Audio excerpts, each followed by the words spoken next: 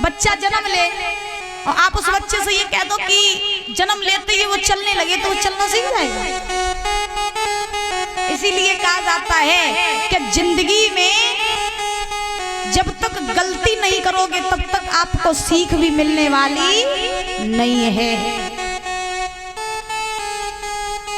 हरिश्चंद्र ने अपने जीवन में, ये बात सही है कि झूठ नहीं बोला, लेकिन हरिश्चंद्र ने जीवन में अपने एक बार झूठ बोला, सिर्फ एक बार। कब बोला वो सुनो। एक समय की बात, त्रिशंकु के पुत्र हैं हरिश्चंद्र, सूर्यवंशी राजा हैं, अवध में राज्य कर रहे हैं, बड़े अच्छे राजा हैं। हरिश्चंद्र की पत्नी है जिनका नाम है तारा। हरिश्चंद्र के घर में किसी भी चीज की कमी नहीं है, बड़े अच्छे राजा हैं, बहुत बढ़िया।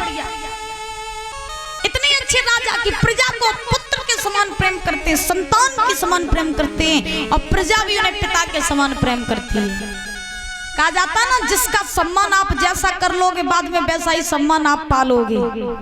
अगर आप किसी को 2 गाली दो तो आपको अगला व्यक्ति 4 गाली देने के लिए तैयार खड़ा है, और आप अगर दुश्मन से भी 2 शब्द मीठे बोल दोगे तो दुश्मन भी आपसे मीठे शब्द बोल देगा। इसीलिए आप जिसका जैसा सम्मान करोगे वैसा ही सम्मान आप पालोगे। तो राजा हरिश्चंद्र जो है बड़े अच्छे राजा हैं, उनके घर में किसी भी चीज की कमी नहीं है। महाराज पत्नी है तारा, तो तारा जो है महाराज बहुत बड़ी पतिव्रता है, बहुत बड़ी पतिव्रता। स्वप्न में भी कभी किसी पराये पुरुष का स्मरण नहीं करती। अपने पति हरिश्चंद्र से तारा बहुत प्रेम करती है, अपार प्रेम। लेकिन हरिश्चंद्र भी तारा से बहुत प्रेम करते हैं। एक बात बताए मेरी माँ, भैया पंचायत कर रही हूं, गलत बात सुन ले, बातें न करो। देखिए कहा जाता है कि पति पत्नी जो होते हैं वो महाराज गाड़ी के पहिए की तरह होते हैं। जब तक गाड़ी के पहिए ठीक है तब तक गाड़ी चलती रहेगी, और गाड़ी का एक पहिया पंचर हो जाए तो महाराज गाड़ी वहीं खड़ी रह जाएगी, आगे नहीं बढ़ सकती।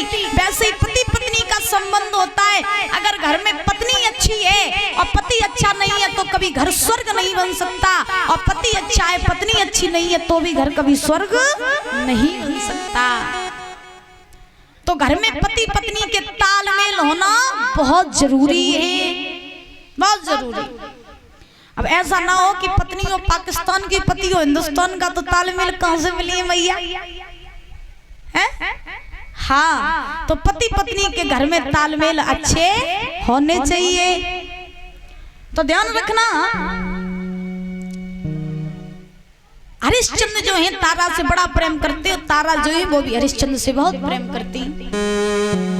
हरिश्चंद्र के घर में किसी भी चीज की कमी नहीं है, खूब धन दौलत भरी पड़ी है, राजपाट है, हर चीज है। लेकिन महाराज कहा जाता है ना, मनुष्य जब पृथ्वी पर आता है तो किसी न किसी चीज से हमेशा दुखी रहता है। अगर किसी के पास में पैसा है तो किसी के पास में संतान नहीं है, और संतान है तो किसी के पास पैसा नहीं है। कोई संतान से दुखी, कोई पैसा से दुखी, कोई हारी बीमारी से दुखी, लेकिन दुनिया में सुखी कोई नहीं, कोई सुखी नहीं। अब मैया हुआ ऐसा कि हरिश्चंद्र जो है बहुत धन दौलत उनके घर में है, लेकिन कमी है तो केवल एक ही बात की कि उनके घर में कोई भी संतान नहीं है। और कहा जाता है ना, बिना संतान के घर शमशान जैसा लगता है। तो हरिश्चंद्र जो हैं बड़े उदास रहते हैं कि परमात्मा ने मुझे सब दुख सुख दिए लेकिन एक संतान का सुख नहीं दिया। अगर मेरे घर में एक संतान हो जाती तो मेरा जीवन बड़ा ही सुखमय हो जाता। और जिसके संतान नहीं होती है ना दादा, उसका समाज में सम्मान भी नहीं होता है। तो हरिश्चंद्र जब अपने राज्य में घूमने के लिए जाते तो लोग उन्हें निर्वंशिया कह के बुलाते, तारा को बांझ कह के बुलाते। अब जिस मैया को बांझ कह के बुलाया जाए, जिस पिता को निर्वंशिया कह के बुलाया जाए, बताओ उन मैया और पिता पर क्या बीतेगी। तो हरिश्चंद्र बड़े उदास हैं, बहुत उदास हैं। एक बार हरिश्चंद्र सभा में बैठे और जैसे ही सभा में बैठे तो बैठने के बाद में महाराज हरिश्चंद्र के पास में वरुण देवता आए। तो वरुण देवता आए, हरिश्चंद्र को उदास देखा, बोले राजन क्या बात है, तुम इतने उदास क्यों? आज से पहले मैंने तुम्हें कभी उदास नहीं देखा, क्या बात है, आज उदास क्यों हो? हरिश्चंद्र ने जवाब दिया, महाराज उदास तो मैं इसलिए हूँ कि भगवान ने मेरे साथ बहुत बुरा किया। क्या बुरा किया?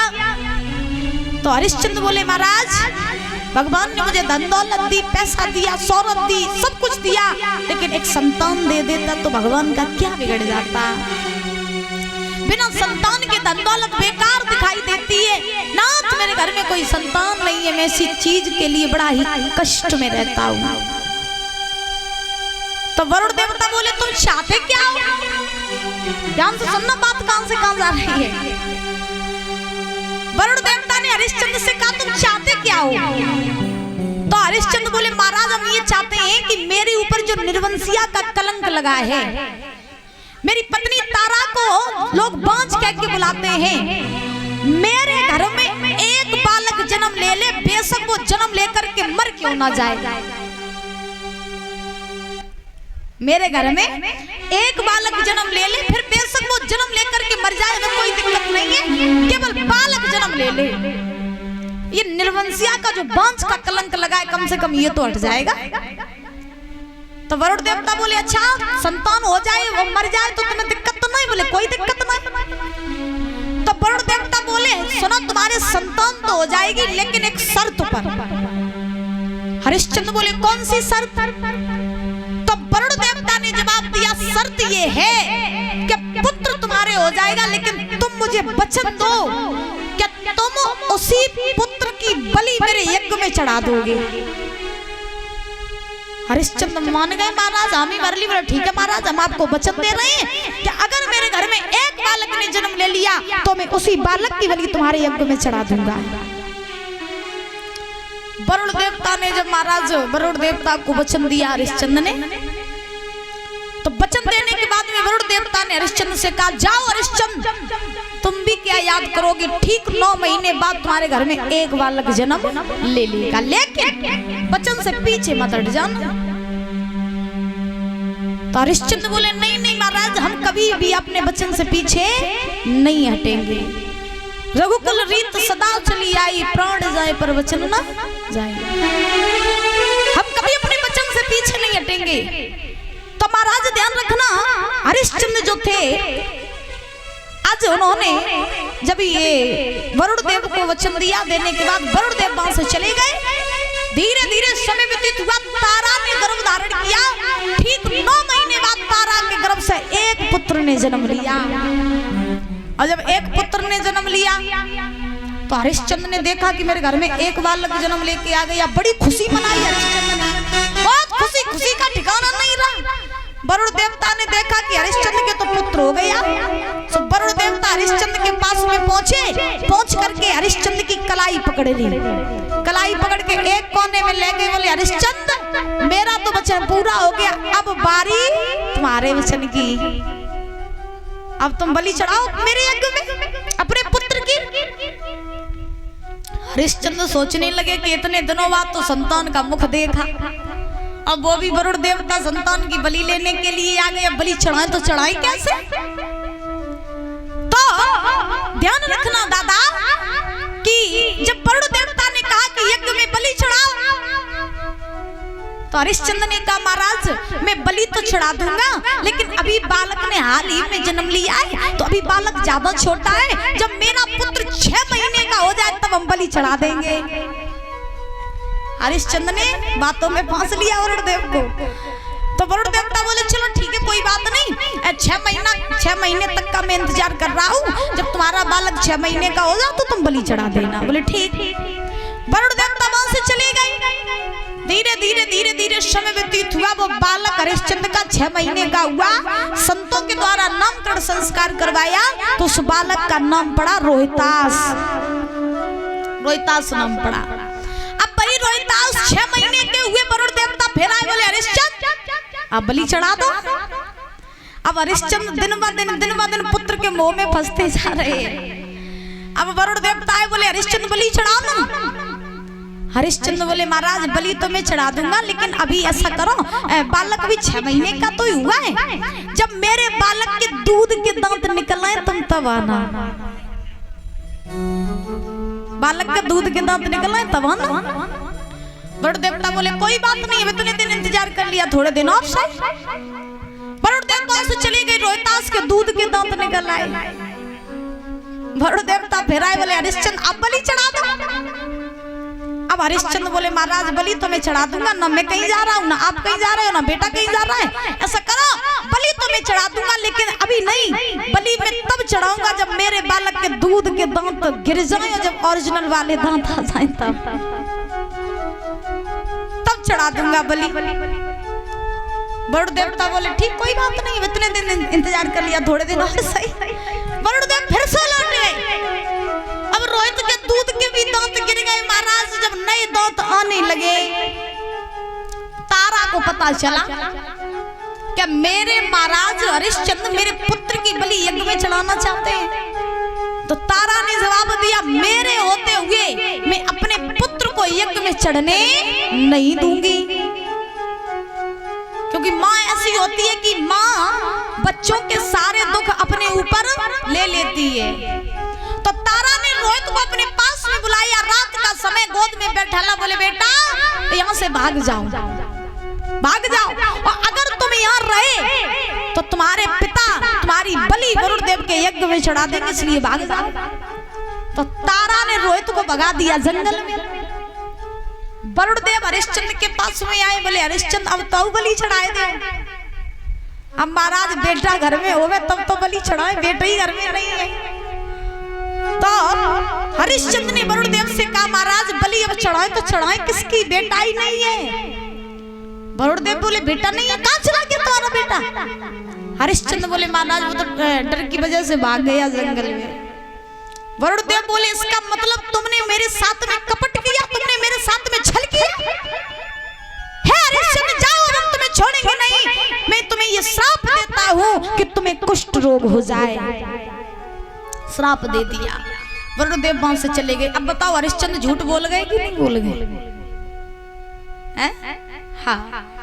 अब हरिश्चंद्र जो है वो महाराज जब श्राप दिया वरुण देव ने, तो हरिश्चंद्र बीमार होकर के गिर पड़े, कुष्ठ रोग हो गया हरिश्चंद्र को।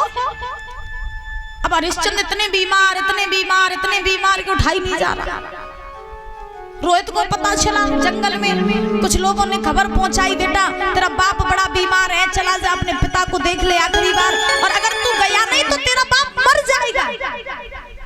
रोहित आई हरिश्चंद्र के पास में, तो रोहित ने जवाब दिया बाबा ये आपकी दशा कैसे हो गई।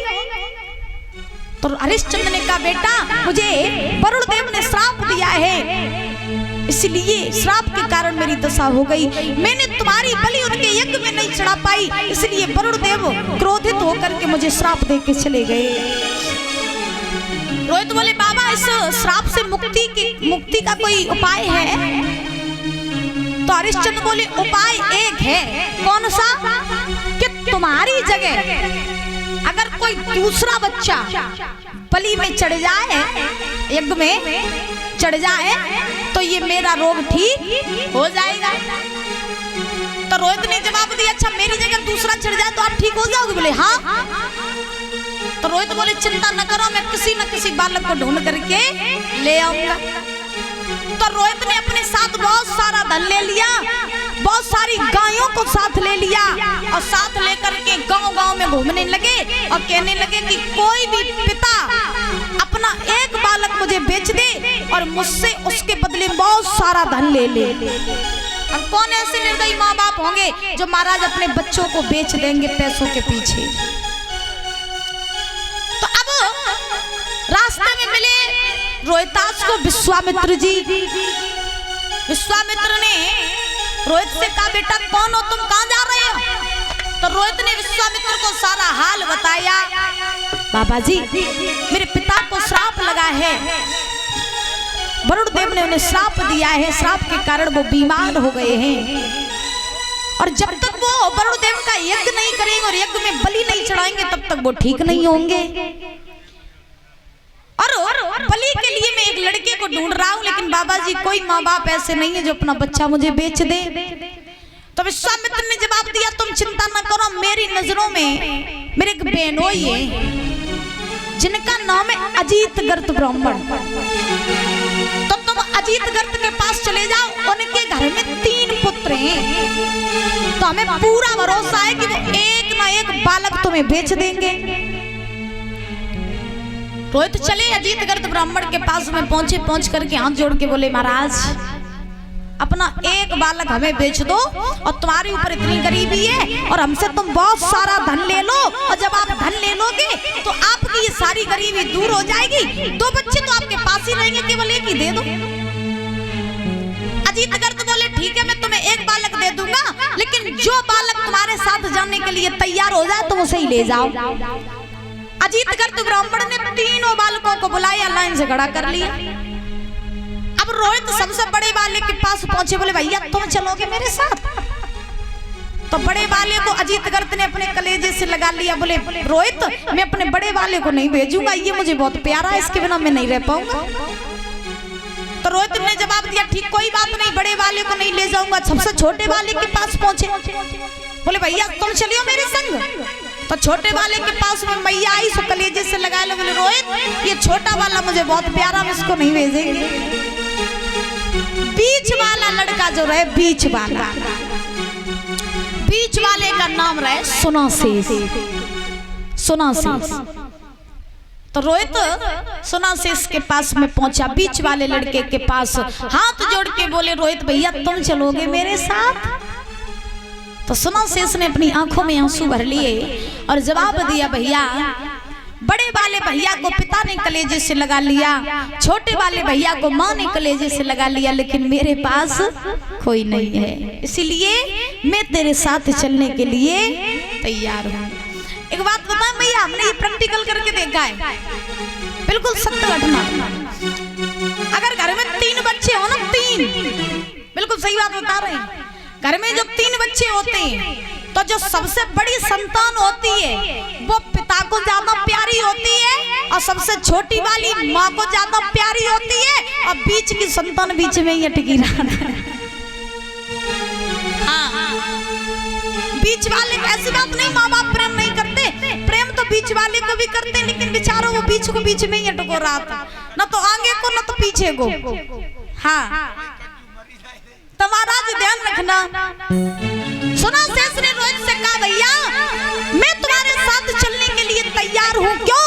क्योंकि आप मेरे बदले मेरे पिता को बहुत सारा धन दे दो, क्योंकि मैं चाहता हूँ कि मेरा ये जीवन मेरे माता पिता के लिए बलिदान हो जाए।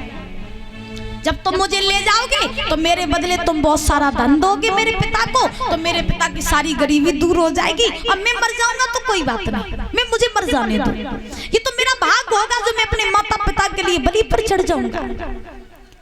ध्यान रखना, आज रोहित ने बहुत सारा धन दिया अजीत गर्त ब्राह्मण को, और दे करके दादा सुनासेस को अपने साथ लेकर के हरिश्चंद्र के पास आए। और जब हरिश्चंद्र के पास में आए हैं रोहित, तो हरिश्चंद्र से जवाब दिया, बाबा आप यज्ञ रचवाओ, वरुण देव को बुलाओ, और मैं बालक ले आया हूँ, इसकी बलि चढ़ा दो, आप इस श्राप से मुक्त हो जाओ। हरिश्चंद्र ने यज्ञ की तैयारियां कराई, वरुण देव को बुलाया और बुला करके सुनासेस को खड़ा कर लिया। अब ध्यान से सुनना भैया, सुनासेस को खड़ा किया, और जब बलि की बारी आई, बलि चढ़ने का समय हुआ, छोटा बालक था सुनासेस, तो जब बलि पर चढ़ने के लिए तैयार हुआ तो रोहित महाराज हरिश्चंद्र ने सुनासेस से एक बात कही। कौन सी बात? हरिश्चंद्र ने सुनासेस से कहा, ये बता कि तू अपने माता पिता को छोड़ करके यहाँ मरने के लिए आ गया, तुझे डर नहीं लग रहा? डर नहीं लग रहा तुझे? तो सुनासेस ने एक बात कही, हे राजन डर मुझे नहीं लग रहा है। क्यों? क्योंकि मैं तो अपने आप को सौभाग्यशाली समझता हूँ जो आज मेरा जीवन मेरे माता पिता के खातिर बलिदान हो रहा है, मैं अपने माता पिता के खातिर मर रहा हूँ, मेरा तो ये सौभाग्य है। और ध्यान रखना, आपका ये जीवन अगर माँ बाप के लिए चला जाए, खत्म हो जाए, तो समझ लेना आपके जितना सौभाग्यशाली कोई नहीं है, क्योंकि माता पिता हमारे असली भगवान होते हैं। माता पिता सुखी हैं तो हम सुखी हैं, अगर माता पिता दुखी हैं तो हमें भी कभी सुख नहीं हो सकते। सुना से इसने जवाब दिया, महाराज मुझे दुख नहीं है, बिल्कुल भी दुख नहीं है, मैं डर भी नहीं रहा हूँ, मैं तो खुश हूँ जो आज मैं मेरे माता पिता के लिए बलिदान हो रहा हूँ। तो हरिश्चंद्र ने जवाब दिया, अच्छा तो तुम्हें कष्ट नहीं? बोले ना। तो हरिश्चंद्र ने, वरुणदेव ने कहा, हरिश्चंद्र देर किस बात की कर रहे हो, चढ़ाओ ना इसकी बलि। तो बलि चढ़ाने के लिए जैसे ही खड़ा किया सुना शेष को, तो खड़ा करने के बाद में हरिश्चंद्र ने एक हाथ से तलवार पकड़ ली, एक हाथ से सुना शेष के केस पकड़ ली। दादा जब सुना शेष के केस पकड़े हरिश्चंद्र ने, तो सुना शेष की आंखों से आंसू निकल गए। जब सुना शेष की आंखों से आंसू निकले तो हरिश्चंद्र बोले, बेटा अभी तू बोल रहा था कि तुझे डर नहीं लग रहा, फिर तू रोने क्यों लग गया? तो सुना शेष ने रो करके बात कही, राजन रो मैं इसलिए नहीं रहा हूँ कि मैं मर रहा हूँ, राजन रो तो मैं इसलिए रहा हूँ कि अगर आज मेरे ऊपर गरीबी न होती तो मेरा बाप मुझे कभी बेचता नहीं, आज मैं बिछने के लिए यहाँ खड़ा ना होता, मरने के लिए मैं यहाँ खड़ा ना होता, अगर मेरे पिता के ऊपर गरीबी ना होती। राजन आज मुझे एक बात समझ में आ गई कि दुनिया में हर किसी का सम्मान हो सकता है, लेकिन महाराज गरीबों का कहीं भी सम्मान नहीं होता है। गरीब अगर रोड पर मर भी जाए भैया, तो चार लोग अर्थी उठाने वाले नहीं मिलेंगे। अगर कोई अमीर मर जाए ना, तो महाराज दूर दूर तक खबर फैल जाती है कि फलाना व्यक्ति बहुत अमीर था, भैया मर गया। बड़े बड़े लोग आते हैं उसके घर पे रोने के लिए, शोक मनाने के लिए, लेकिन वहीं जब कोई गरीब मरता है तो उसके पास कोई रोने के लिए नहीं होता है। और ये बात बिल्कुल सही है कि दुनिया में जितना सम्मान अमीरों का होता है, उतना सम्मान गरीबों का नहीं होता है। बात कही रो करके सुना शेष ने, राजन सुनो मेरी बात। रो करके वो सुना शेष बोला,